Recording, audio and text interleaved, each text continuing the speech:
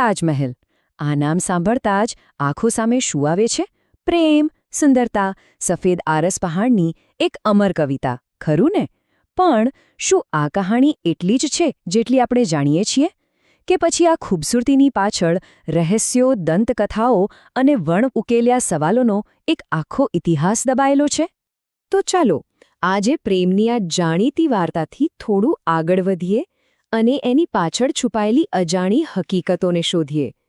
કારણ કે તાજમહેલ માત્ર પ્રેમનું જ નહીં, પણ એવા રહસ્યો અને વિવાદોનું પણ ઘર છે જે સદીઓ પછી પણ જીવંત છે.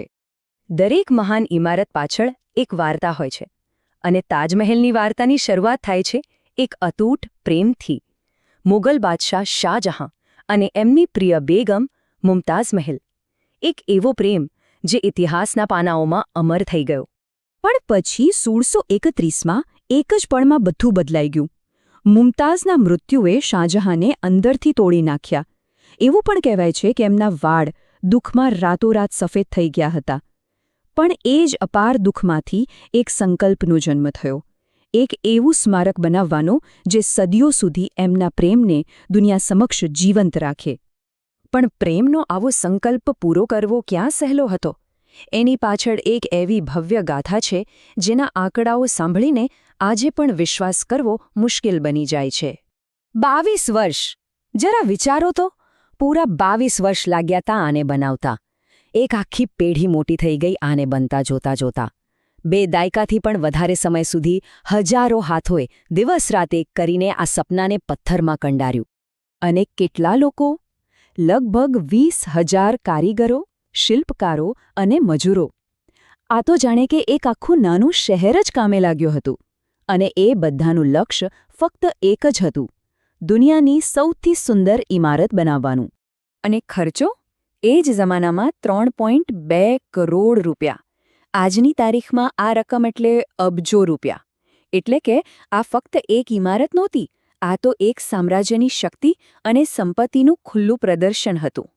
પણ જુઓ, જ્યાં આટલી ભવ્યતા હોય ને ત્યાં દંતકથાઓ તો જન્મ લેવાની જ. અને તાજમહેલ સાથે જોડાયેલી સૌથી ક્રૂર દંતકથા છે કારીગરોના હાથ કાપી નાખવાની. પણ શું આ વાતમાં કોઈ સચ્ચાઈ છે? તો વાર્તા તો એવી છે કે શાહજહાંએ કારીગરોના હાથ કપાવી નાખ્યા, પણ હકીકત કદાચ આનાથી ઘણી અલગ છે. ઘણા ઇતિહાસકારોનું માનવું છે કે હાથ કાપવા એક રૂપક હતું, એક જાતનો કરાર, જેમાં કારીગરોને આજીવન પેન્શન આપવામાં આવ્યું એ શરતે કે તેઓ ફરી ક્યાંય પણ આવી કલા કારીગરી નહીં કરે.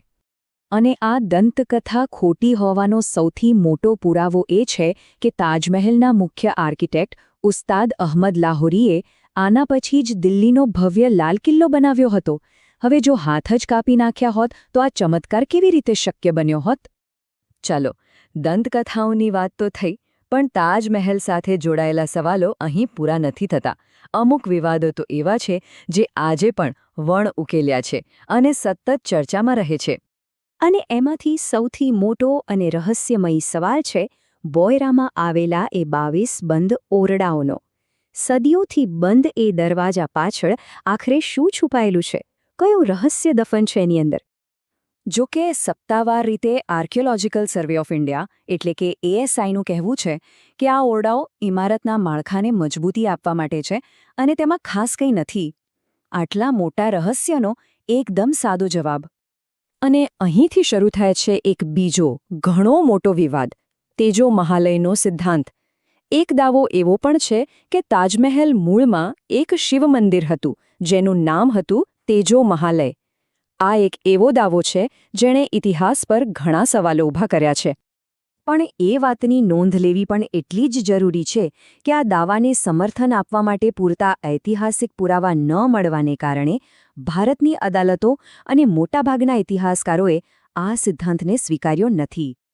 ચલો, આ બધા વિવાદોને એક બાજુ મૂકીએ તો તાજમહેલની એન્જિનિયરિંગ પોતે જ એક ચમત્કાર છે.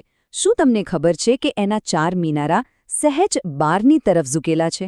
આ કોઈ ભૂલ નથી, પણ એક એવી કમાલની ડિઝાઇન છે કે જો ક્યારે ભૂકંપ આવે તો મિનારા મુખ્ય ગુંબજથી દૂર પડે અને એને કોઈ નુકસાન ન થાય. કમાલ છે નહીં?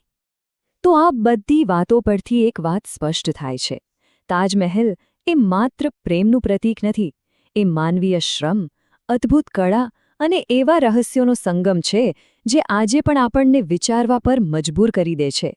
આખરે તાજમહેલની સાચી સુંદરતા એના સફેદ આરસ પહાણમાં તો છે જ, પણ એનાથી પણ વધારે એના બહુસ્તરીય, જટિલ અને વિવાદાસ્પદ ઇતિહાસમાં છે. આ પ્રેમ, પરિશ્રમ અને ક્યારેય ન સમાપ્ત થનારા રહસ્યની એક અમર ગાથા છે. અને અંતે આ એક સવાલ આપણી સામે રહી જાય છે. શું દુનિયાના આવા મહાન સ્મારકો પાછળની સંપૂર્ણ કહાણી ક્યારે આપણને ખબર પડશે?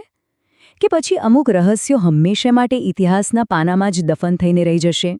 વિચારવા જેવી વાત છે.